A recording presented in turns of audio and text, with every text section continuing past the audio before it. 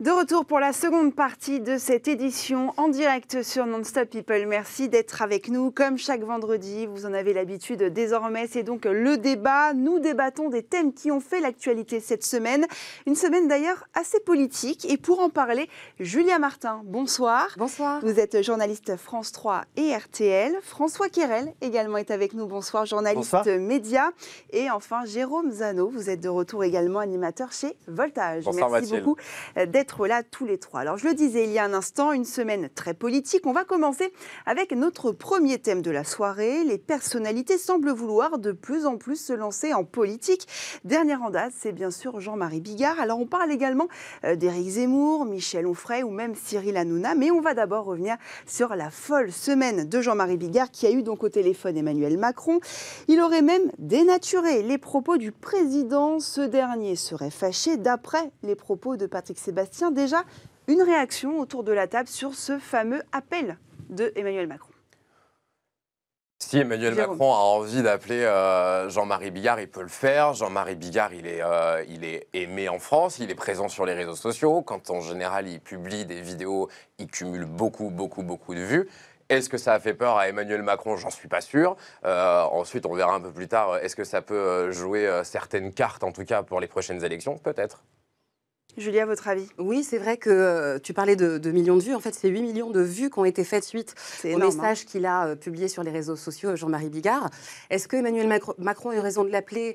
Ça peut sembler surprenant au départ, mais pourquoi pas? Ça s'appelle le baiser du lépreux. Enfin, finalement, en l'appelant, il le fait rentrer dans le système, ce que dénoncent en fait les gens comme les Gilets jaunes. Et de quoi se revendique Jean-Marie Bigard? Parce qu'il se dit « je suis le peuple ».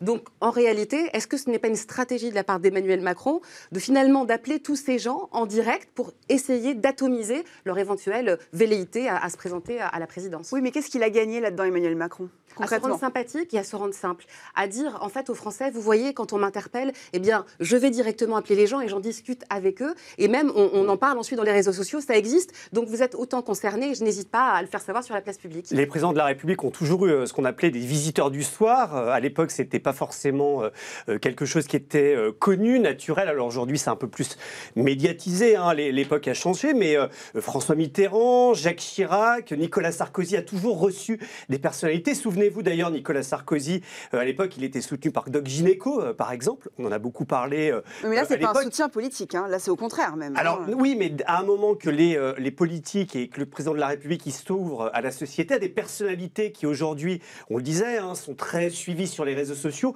sont populaires, c'est quelque chose de normal. Et puis moi, ce que je voudrais dire, pour aller dans le sens de Julia, toutes ces personnes qui disent qu'ils veulent être candidats à la présidentielle, ça rappelle effectivement Coluche, hein, en 1980, pendant 4 mois, il avait annoncé qu'il allait être candidat avant de se retirer. Ça avait fait une énorme polémique à l'époque. Les réseaux sociaux n'étaient pas là. Mais l'idée, c'était plutôt de canaliser une espèce de colère populaire. Et moi, je mettrais plutôt ça du côté, finalement, des Gilets jaunes, où effectivement, derrière, toutes ces personnalités, derrière, elles veulent canaliser une certaine frange de la société qui est en colère. On voit bien que certainement, après la crise sanitaire, il va y avoir une crise sociale et effectivement, peut-être un retour des Gilets jaunes. Il y a des chances. On va réécouter justement Jean-Marie Bigard qui était sur BFM TV cette semaine et qui parlait d'être un vrai danger pour l'Élysée. Écoutez. Ça pourrait, si ça pouvait aider au peuple à avoir une voix sincère qui ne ferait partie d'aucun parti politique. Bien sûr que c'est évident, puisque je représente un danger potentiel. Tu comprends? Je le sais, ça n'est pas la première fois que ça m'arrive. Alors, président Bigard ou pas? Moi, je pense que c'est un coup de bluff. Hein, comme je vous disais, il canalise un peu une colère populaire. À l'époque, il faut le rappeler, hein, Coluche, il avait recueilli 16% des intentions de vote à l'époque. Ça avait fait peur. Les maires avaient eu des pressions pour qu'il n'y ait pas les 500 signatures. Exactement. Exactement, c'est ce que j'allais dire. Après, il faut pouvoir obtenir les 500 signatures. C'est sérieux. Ce sont les maires et les grands électeurs qui donnent leur signature. Et derrière, quelqu'un comme Jean-Marie Jean-Marie Bigard ne pourrait pas les avoir, les 500 signatures. Attention, on ne sait pas. Moi, je pense qu'on ne sait pas. Jean-Marie Bigard est capable d'avoir des petites communes qui peuvent suivre justement pour 500, continuer à faire bouger. C'est extrêmement difficile. C'est énorme. D'ailleurs, Jean-Marie Le Pen avait eu du mal à les avoir. Oui, mais alors, comparer Jean-Marie Bigard à Jean-Marie Le Pen, mis à part le prénom, c'est un peu aussi compliqué par rapport à ça. Maintenant, n'oublions pas que même si on sait très bien que Jean-Marie Bigard ne deviendra pas président de la République, il ne faut pas oublier en 2017, qu'entre François Fillon et Marine Le Pen, il y avait 300 000 voix. Il suffit qu'il en fasse 350 000 et qu'il les passe et qu'il les prenne à l'un et à l'autre. L'élection, elle change. Donc le danger réel, il est là, sur un point de vue de la sphère politique et d'une élection. Mais penser que Jean-Marie Bigard sera président demain, pas du tout. Après, la mode, effectivement, c'est aussi de présenter des candidatures hors parti politique. Et si, effectivement, Jean-Marie Bigard ne sera jamais président de la République, il est fort à parier peut-être que le prochain président de la République ne sera pas une personnalité venant d'un parti politique. Exactement. Moi, je pense à Michel Onfray, par exemple. Et là, c'est peut-être un peu plus sérieux. Exactement, comme l'a fait Emmanuel Macron, rappelons-le, il y a 3 ans. C'est-à-dire qu'il est sorti du bois à la dernière minute en constituant son parti. Et il a surpris tout le monde. Par contre, ce qu'il faut dire, moi, je ne crois pas du tout à la candidature de Jean-Marie Bigard.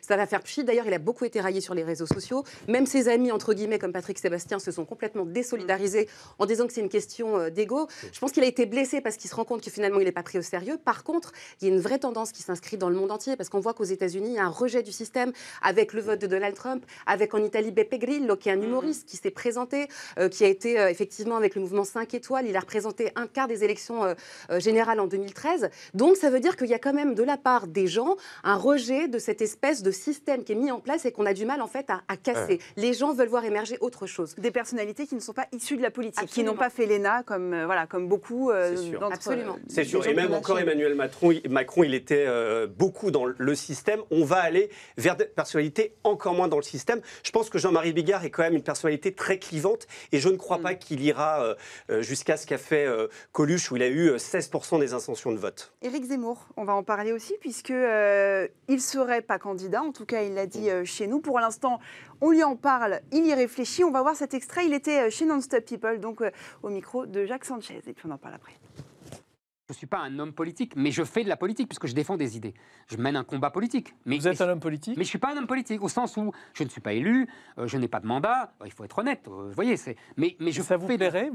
Vous y avez pensé ? Vous y avez réfléchi sérieusement ? Oui, non, je n'ai pas réfléchi sérieusement. Mais surtout, je suis obligé d'y penser puisque les gens viennent m'en parler.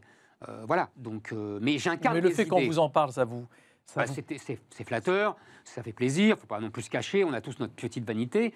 Mais bon, après, il faut voir derrière, c'est pas une petite affaire. Donc vous aimeriez un jour vous présenter à une élection présidentielle, par exemple ? Vous vous rendez compte, c'est quelque chose d'énorme. Hein, donc c'est pas aujourd'hui, là, comme ça, entre nous, vous je vais vous posé la question. Non, c'est-à-dire que, je vous dis, les gens me posent la question. Donc après, on est obligé d'y réfléchir avec eux. Mais c'est pas là, comme ça que je vais vous dire. Une réaction ? La politique, ça reste quand même un métier. Éric Zemmour, c'est un éditorialiste. Et derrière, effectivement, il a des idées, mais derrière, les mettre en œuvre, c'est différent. Et puis, derrière, je ne crois pas qu'Éric Zemmour soit vraiment un leader. Je ne le vois pas représenter une masse, comme pourrait le faire par exemple Jean-Marie Bigard, où derrière il représente vraiment les gens. On voit cette personnalité populaire. Éric Zemmour, effectivement une personnalité clivante, mais je ne le vois pas mener une candidature. Et d'ailleurs, il l'a toujours dit, qu'il ne voulait pas faire de la politique. Après, peut-être que demain il sera ministre. Oui, la politique c'est une vision, c'est une fonction. En tout cas, c'est pas un métier. Il est extrêmement clivant. Moi, ce qui me dérange, c'est finalement aller sur des plateaux télé en tant que journaliste éditorialiste et finalement quelque part faire campagne pour ses idées.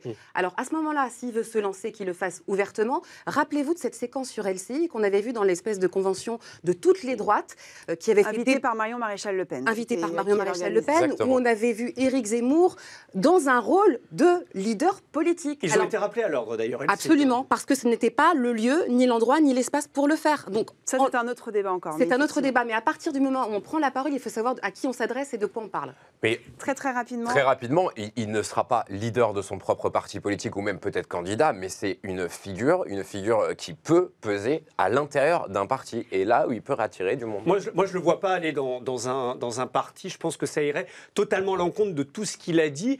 Et je crois qu'on peut reprocher beaucoup de choses à Éric Zemmour, mais ce qu'on ne peut pas lui reprocher, c'est ne pas d'être droit.